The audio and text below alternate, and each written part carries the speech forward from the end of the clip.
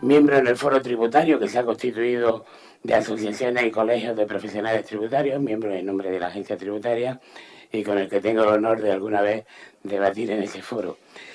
Nos va a hablar de las medidas que hay contra el fraude fiscal y, hombre, lo que sí quiero decir es que por parte de la profesión de gestor administrativo, que tanto tenemos que ver en lo que es la técnica tributaria y sobre todo en la tramitación de liquidaciones, etcétera, ante la agencia, decir que esta profesión se caracteriza por la máxima colaboración en que las normas que se publican, independientemente de que nos parezcan bien o mal, o todo lo contrario, como a cualquier ciudadano, pues lo que creemos que nuestra obligación es aplicarlas correctamente y además transmitir a nuestros clientes pues el beneficio que tienen de cumplir con la ley y no buscar siempre soluciones muy que están en el borde del límite.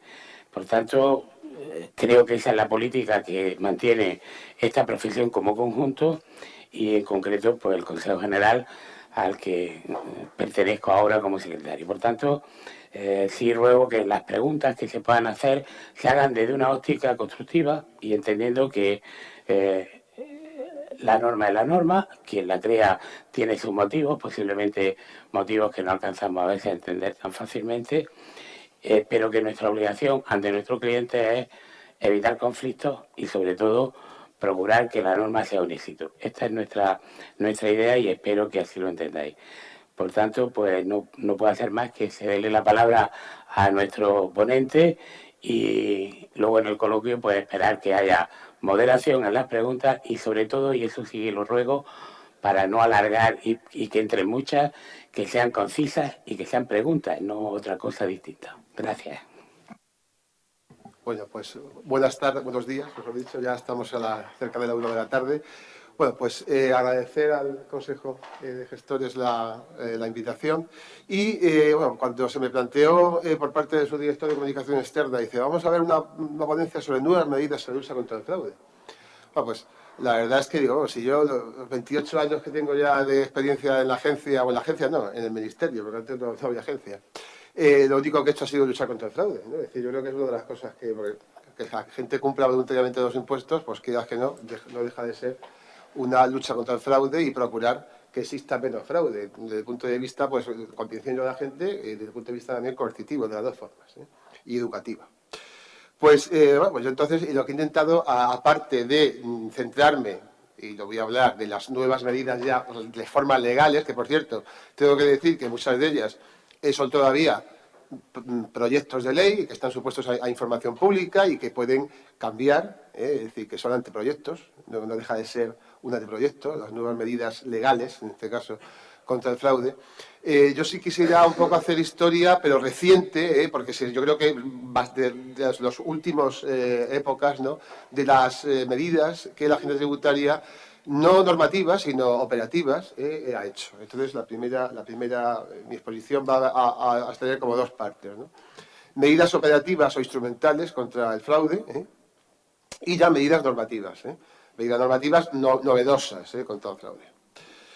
En cuanto a las medidas operativas e instrumentales, he diseñado impulso telemático, lo que se llama la estandarización de las redacciones, que ya veremos qué es ahora, y la inmediatez, calidad y las nuevas obligaciones de información, porque lo que es cierto es que contra el fraude, y ya lo veremos, los americanos son los más listos de todos, ¿no? Y nosotros creemos además que es así y lo estamos haciendo, ¿no?, que la información es el poder y la información es la lucha contra el fraude. Y pues acabó de decir usted, por mucho que por muchas normas que usted haga, si no tiene información, pues entonces pues usted dará palos de ciego, ¿no? Entonces las obligaciones de información yo entiendo que sí que son importantes. Y yo creo que además vienen cambios muy importantes e impulsados por Estados Unidos además en las obligaciones de información. Yo no sé si lo sabéis, pero yo lo voy a comentar, ¿no? Y yo creo que esa medida operativa quizá puede ser o más novedosa o menos conocida que la medida normativa. Sí. Bueno, el impulso telemático. Yo entiendo, ¿no?, y ahí como responsable de la subdirección de técnica tributaria desde hace ya 7 años, Dice, en los últimos 7 años, la verdad es que ha habido la vuelta a la obligación telemática, ¿no? Pues sí, efectivamente, ¿no? Es decir, yo entiendo, o hemos entendido, por parte del Departamento de Gestión, por parte de la Agencia Tributaria, que una medida contra el fraude es el impuesto telemático. Nos encontrábamos, por ejemplo, antes de mi llegada a la subdirección, por ejemplo, no sé, el impuesto de medio de transporte, que tanto manejáis vosotros, ¿no? Cómo se presentaban cantidades ingentes de papeles con unas bases de 100 euros, 200 euros, 300 euros, y no se grababan, y entonces había un fraude burdo, ¿no? Decir que eras que no, ¿no? Bueno, pues entonces la primera medida que se hizo fue la obligatoriedad de gestión telemática, por Internet en este caso. También se ha abierto el abanico a formularios de presentación, es decir, de modo que la declaración queda pregrabada en nuestra base de datos, sale en papel impreso y después esa declaración se rescata, pero ya todo lo que es el cuerpo de la declaración, los datos, pueden ser chequeados, contrastados. Que ya es que no, también un impulso para la lucha contra el fraude, para ser más operativos, para que nosotros nos pagan para que luchemos contra el fraude, no para que a lo mejor estemos grabando declaraciones o manejando declaraciones. Es el paso de la oficina virtual a la sede electrónica. Oiga, mire usted, si usted tiene una sede electrónica, que la propia Ley 11, ¿no? Y la Ley 11 de 2007 yo creo que también fue un hito, ¿no? Importante, ¿no? El impulso, en este caso, a la telematización de la administración. El paso de la oficina virtual a la sede electrónica, es decir, de la sede electrónica realmente se pueden hacer todas las gestiones que antes se podían realizar en oficinas, se puede decir, todas y cada una. Es decir, es más, ya veremos ahora cómo el modelo de lucha contra el fraude del 750, el nuevo modelo, la declaración tributaria especial, se basa en una presentación telemática. Es decir, ahí no hay contacto con ninguna oficina tributaria, con lo cual la confidencialidad, entre otras cosas, queda ya garantizada, por lo menos que no tengan la cara. Y el último hito, bueno, pues se ha hecho así. Yo entiendo que además es en un país con idiosincrasia española y además en un país además donde, bueno, efectivamente, pues yo entiendo que hay mayor seguridad jurídica. De eso podemos hablar también, es decir, uno de los impulsores de las notificaciones electrónicas obligatorias, vamos, de los redactores del Real Decreto en este caso, pues fue también el departamento y mi subdirección en concreto, son las notificaciones electrónicas obligatorias para personas jurídicas. Entonces, bueno, pues están ahí esos hitos. Yo entiendo que eso es lucha contra el fraude también. Oiga, mire usted, ¿por qué? Porque incorporo a las bases de datos tributarias los datos, ausencia de errores primarios, al existir un chequeo previo, es decir, ya los errores burdos pues no existen. Anticipo en el tiempo, tanto las declaraciones, las devoluciones como los controles. Antes, decía un director de la agencia, que en los años 90 pues la renta se devolvía en el mes de diciembre, en Navidades. Después se empezó a devolver por el verano. Después se empezó a devolver en junio. Y ahora ya se devuelve en abril, en mayo. Es decir, ya está devuelto pues gran cantidad de devoluciones de la renta. ¿Eso cómo es posible? Pues es posible gracias, entre otras cosas, a que los datos se incorporan inmediatamente a la base de datos. Porque antes que digas que no, yo le digo que tengo mucho recorrido. Yo en el año 90 era administrador, en el 89 con el NIF, las tarjetas del NIF, las colas, las declaraciones, grabadores grabando declaraciones, que estaban mal de las espaldas todos ya con 40 años. Y eso tardaba, hasta que localizaba la declaración, tardaba a lo mejor 3-4 meses. No te devolvíamos a lo mejor porque no podíamos, no sabíamos que existías. Lo mismo para el control. Los controles tienen que anticiparse. No podemos hacer controles de empresas de hace 3, 4, 5 años. Mire usted, tiene que ser controles más acercados a la realidad, sobre todo ahora en el fraude que hay más importante, que es el que tenemos que estar más ojavizor, que es el fraude de tramas, ¿no? Realmente de gente que se lo lleva crudo, ¿no? Porque son empresas que crecen rápidamente, explotan fiscalmente y después desaparecen. Y también la posibilidad de lo que se llama la predeclaración, la declaración de la renta. Los anuncios de la renta son así típicos, ¿no? La familia Alcántara, en el año 80 hacen la declaración de la renta ya al bolígrafo y ahora este es el borrador, ¿no? Es decir, todo eso está ligado. Es decir, si no tenemos la información, como veremos después, no hubiese salido esto. Y si no tenemos la telematización. ¿Eso lucha contra el fraude? Entiendo que sí. ¿Por qué? Porque lo que es la gestión ordinaria de los impuestos, para el que quiera pagar impuestos, lo puede hacer de una forma sencilla, incluso se dice, oiga, mire usted, pues esta información que tiene, sube un borrador, haga usted los ajustes que crea necesario, porque a lo mejor no está todo, porque mire usted, una deducción autonómica extraña, o a lo mejor su empresa pues no ha dado este dato, pues efectivamente, o un alquiler, porque no lo sabemos, ¿no? En este caso, pues esto tiene usted que ponerlo, ¿no? Y entonces yo le mando unos datos fiscales o una predeclaración, pero yo ya me pongo un servicio y usted lo que hace es rápido, sencillamente su declaración, sin necesidad de saber gran cantidad de latín o griego, como les sabía antes.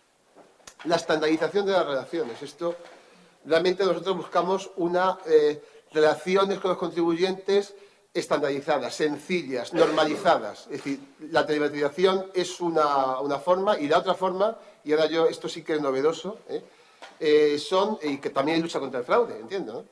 Es el nuevo reglamento de facturación al objeto de adaptarlo a la normativa de la Unión Europea y el proyecto SAP. El proyecto SAP es Standard Audit File Transfer, es un formato estándar para intercambio de ficheros, es decir, cuando la inspección vaya a visitarlos, en vez de sacar la contabilidad y extraerla y con un programa y tenéis que dar los ficheros, tal, ya como será obligatorio en un futuro no muy lejano, que todas las empresas tengan para efectos fiscales y para efectos de contabilidad externa unos formatos determinados, con unos ficheros estandarizados, pues simplemente lo que la inspección será cogerlo directamente, es decir, será compatible todo, no habrá que hacer esa transformación de ficheros, ¿no? Incluso podrá ser, pensemos en un futuro muy lejano, que esté a lo mejor en una nube o que esté oye, mira, la contabilidad, te la cojo y es que no voy ni a verte, oye, quiero ver esto, oye, esta consultas. Eso también es normalizar relaciones, es decir, estamos pensando a los contribuyentes que quieren declarar bien y que quieren realmente, tiene que haber una relación de mutua confianza. Eso también lucha contra el fraude. ¿Por qué? Porque los efectivos están dedicados a otras cosas. El reglamento de facturación, pues hay un reglamento de facturación que va a salir de este año, vamos, hasta antes del 31 de diciembre, y las dos cosas fundamentales que hay muchas más, ¿no? Es un nuevo reglamento entero, pues conserva parte del antiguo, del Real Decreto del año 2003, pero las dos novedades fundamentales son la factura completa u ordinaria y la factura simplificada. Es decir, hay dos tipos de facturas, la completa y la simplificada. La factura simplificada viene a sustituir a los denominados documentos sustitutivos de facturas o tickets, es decir, los tickets desaparecen. Esto puede originar problemas, a mí en concreto, que soy cabeza de los acuerdos de facturación, porque como siga así la norma y los tickets desaparezcan de verdad, es decir, hasta el 31 de diciembre de 2012, pues realmente incluso se debe después una transformación de tickets en documentos sustitutivos, en facturas simplificadas, mejor dicho. Pues todas aquellas entidades que tienen acuerdos de autorización de tickets, pues tendrán que pedirme nuevamente acuerdos de realizar factura simplificada, ¿no? Pero se estandariza, como vemos, oiga, ordinaria o simplificada. Impulso a la facturación electrónica. Pues mira, o sea, la facturación electrónica no es poner puertas al campo, o sea, no hay que poner puertas al campo, es un hecho, ¿no? Es decir, un PDF pues es admisible, o sea, mire usted, que yo, bajo el principio del mismo trato, la factura en papel y la electrónica, y hacer más competitivas a las empresas, ¿no? ¿Qué es factura electrónica? Aquella factura que cumple el requisito del reglamento y ha sido expedida y recibida, tiene que haber consentimiento por ambas partes, en formato electrónico. Lo más importante, ¿quién garantiza la autenticidad, la integridad, la legibilidad de las facturas? Lo garantiza el sujeto pasivo, ¿de acuerdo? Y amplía las posibilidades porque yo puedo expedir facturas electrónicas sin necesidad de no estar sujetas a una tecnología determinada. Hay una especie de autorización de estándar determinado.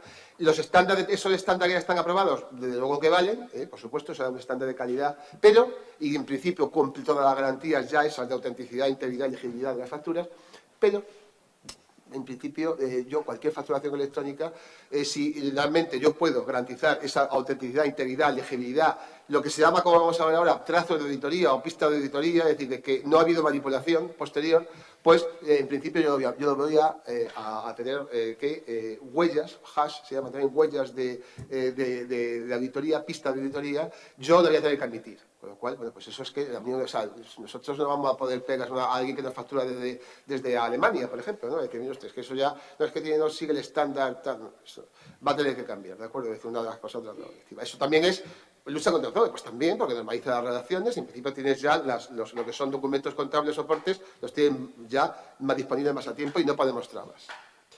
Y el proyecto SAP, insisto, es un proyecto en formato de XBRL. XBRL es con Business Report, es decir, con diccionario de datos donde te va diciendo, pues mire usted, las definiciones de cada uno de los campos. Es un formato, mire usted, del campo 2 al 8, pues ahí está el NIF, por ejemplo, o ahí está, en la factura está el IVA soportado. O sea, pero además eso es universal.